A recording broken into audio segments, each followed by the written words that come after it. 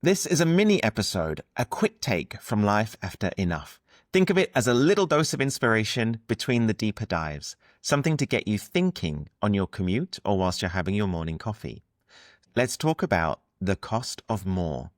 Today's question is that if you landed a 20% pay rise tomorrow, would your savings rate actually go up, or would your lifestyle quietly rise to meet it? The latter is what's known as lifestyle creep. It acts as an invisible tax on your freedom, and it's one of the biggest reasons people stay stuck chasing enough. This is Life After Enough, a podcast about money, meaning, and the life you design when work becomes optional. I'm your host, Nick. Let's get into it. Lifestyle creep happens when every raise, bonus, or promotion becomes a reason to spend a little bit more. You might upgrade your apartment. You might fly premium economy or business class on your holidays. You tell yourself, I've worked hard. I deserve it. Well, you do deserve good things. But lifestyle creep comes with a very big catch. Every permanent lifestyle upgrade raises the baseline you'll need to fund the rest of your life. It's not just higher bills today, it's a higher FIRE number tomorrow. So let's put some numbers to it. As we know from episode 3, your FIRE number is roughly 25 times your annual spending. So if you spend $60,000 a year, your enough is around 1.5 million. But if you bump that lifestyle to $80,000 a year through lifestyle creep, suddenly your number becomes $2 million. That's a $500,000 difference. For the same level of happiness you thought the first lifestyle would bring. Every extra $1,000 you spend a year adds $25,000 to your FIRE number. What this really means is that lifestyle creep becomes time creep. Every little upgrade, that nicer apartment, the gym you barely use, the fancier holidays, quietly adds months or even years to your FIRE runway. If you're consciously choosing to do that, that's great, no problem. But most people aren't. Most people lock in their FIRE number, spend years working toward it, and then only realize the lifestyle they've drifted into can't actually be supported by the number they set. Not because FIRE failed, but because their definition of enough changed without them noticing. So why do we fall for it? I don't think lifestyle creep is about being greedy. It's usually more about exhaustion and slipping into autopilot instead of living intentionally. After years of grinding, chasing promotions, and living by performance reviews, we crave a little proof in our personal life that all of our hard work has been worth it. So we upgrade gradually, subtly, almost unconsciously. You do choose that bigger apartment when the lease is up. You do go for the Grab premium taxi on the way home. Holidays become business class just this once, but then it sticks. It feels like you're simply matching the life you've worked so hard for. But then one day you realize the upgrades have stopped feeling like one-off treats and instead have started feeling like the baseline.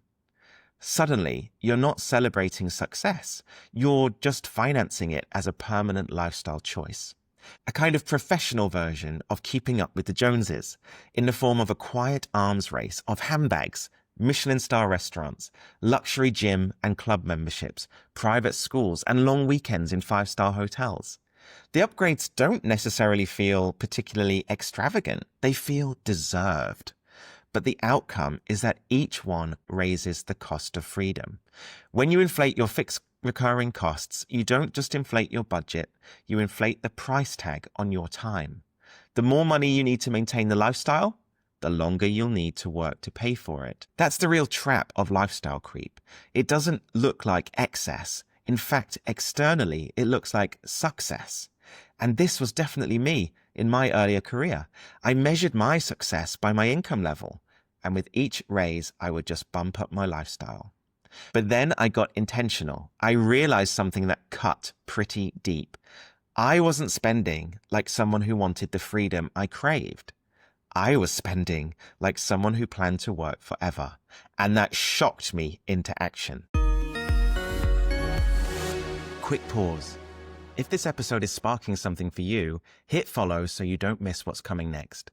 Feel free to share it with someone who'd love it too. It really helps the show to grow. So how do you reverse lifestyle creep while still enjoying the fruits of your labor?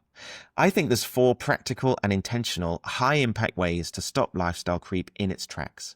Number 1, freeze your fixed costs. Lock in things like housing and transport as much as you can. Let your income rise whilst your expenses stay flat. Number 2, automate your raises. When your salary goes up or you get a bigger bonus than expected, divert half or even more of the increase straight into investments before your lifestyle even has a chance to notice. Number 3, run an enough audit. Ask yourself, what genuinely adds joy and what's just autopilot spending? This is straight from the Ramit Sethi Rich Life Playbook, where he says spend extravagantly on the things you love and ruthlessly cut the things you don't. There's nothing wrong with enjoying the things that matter to you if you can afford it. But just make sure you're not leaking money into areas that don't improve your life. This is where Financial Enough and Rich Life overlap. The shared philosophy is intentional spending, spending that supports who you want to become, not who you're trying to impress. And finally, number 4, just remember the trade-off. No matter your income level, every upgrade costs time. Remembering that $1,000 in extra spending equals an increase of $25,000 in your buyer number, just ask yourself, would I trade another day, month, or year of freedom for this? If not, maybe skip by. The key message in this quick take is that lifestyle creep feels like progress, but often it's just disguised delay. Every time you choose enough over more, you're actually buying something far more valuable than stuff. You're buying back your time, flexibility, and peace. This is the Life After Enough podcast, and I'm your host, Nick. Follow, like, and share if you're ready to design a life that's yours. See you next week.